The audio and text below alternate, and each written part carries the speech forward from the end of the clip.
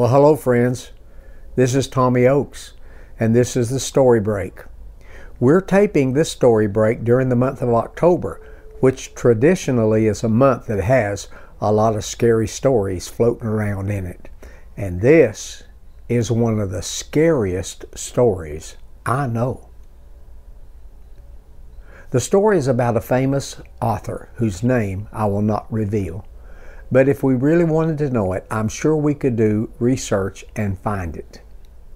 Anyway, this author one night had to go on a long train trip. He was somewhat arrogant and very private. So when he got on the train, he found a compartment where he could sit by himself.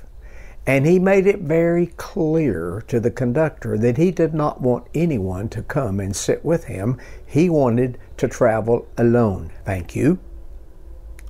So when the train would stop, if the conductor was not nearby and someone would come to try to get into his compartment, he would look up and give a withering look and let it be known that this was his compartment and nobody else was welcome.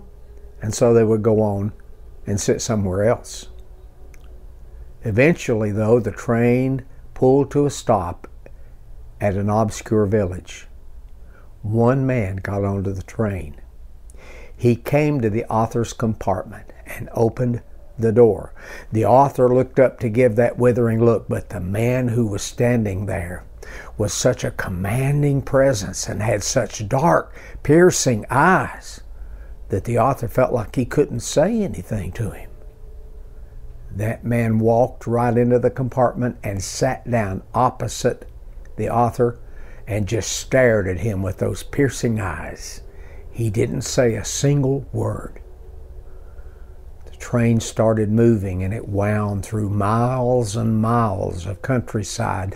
Every time the author looked up, that man was staring at him. But the author was so intimidated he couldn't say anything to him. Eventually, the train started to slow down and pull into another obscure village. The strange man who was seated opposite the author got up to leave that carriage. At that moment, the author could stand it no longer, and so he said to the man, "Excuse me, sir, but who are you?" The man looked at the author and said, "I am the man you might have been."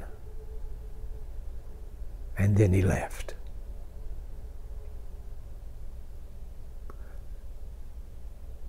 And that is one of the scariest stories with one of the scariest thoughts I know.